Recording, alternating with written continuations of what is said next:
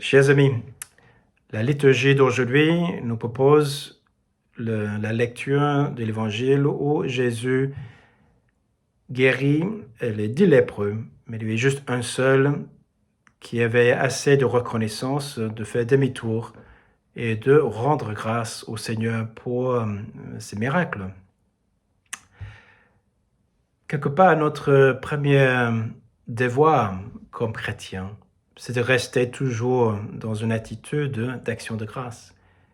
Qu'est-ce que tu as que tu n'as pas reçu directement ou indirectement de Dieu?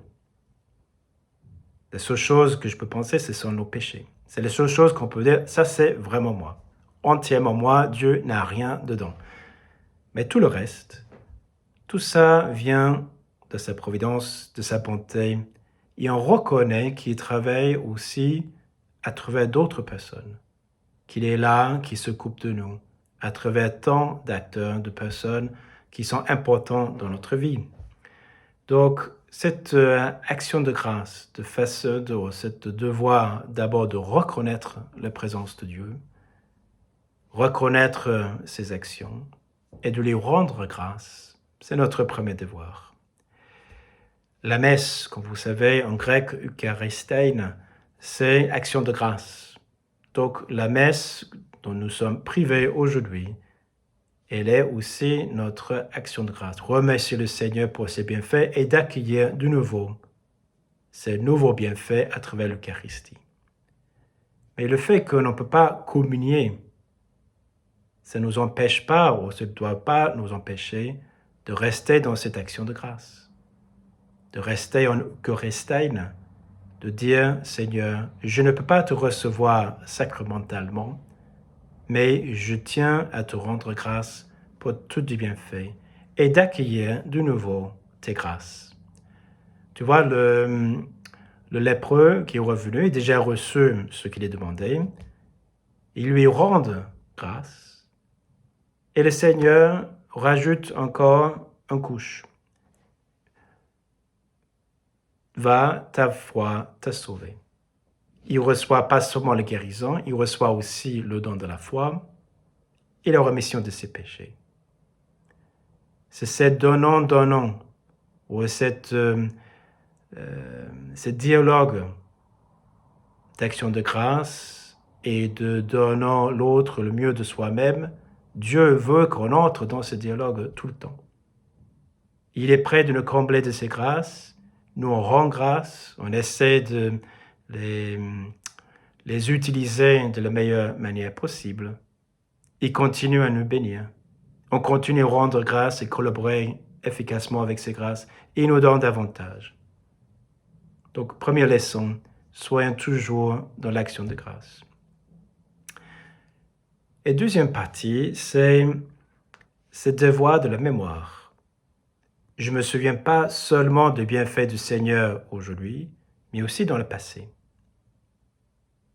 Aujourd'hui, c'est le fête de Saint-Martin. On rend grâce à Dieu pour le don de la vie de Saint-Martin. On rend grâce aussi à Saint-Martin pour son zèle, sa prédication, tout ce qu'il a fait pour porter la bonne nouvelle en Gaule, surtout dans la région de Tours. Mais c'est aussi le 11 novembre, c'est le jour que nous faisons mémoire de rendre grâce aussi pour la fin de la Première Guerre mondiale.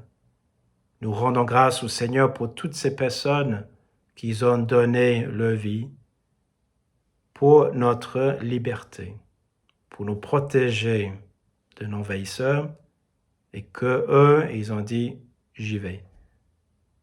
C'est de jamais perdre de vue ou de jamais effacer de notre mémoire tous les bienfaits que les autres ils ont fait pour nous et que nous profitons aujourd'hui.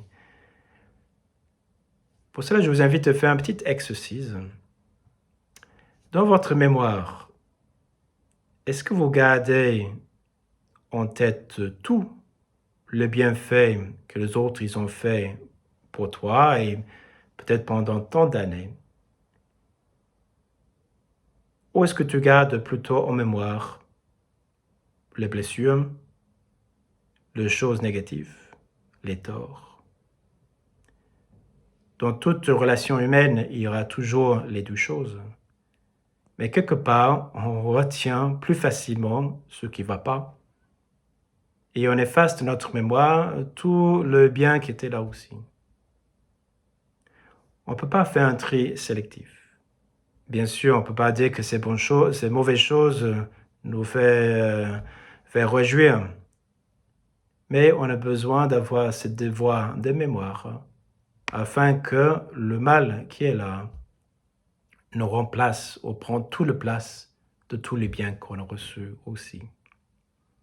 Donc, prenons comme petit défi aujourd'hui, c'est de faire mémoire de toutes les bonnes choses qu'on a reçues de gens autour de nous, en commençant par notre famille. Après, d'être reconnaissant vis-à-vis d'eux, de reconnaître tous les bienfaits des gens avec qui je travaille aussi. Et la deuxième chose, c'est de le dire, de l'articuler.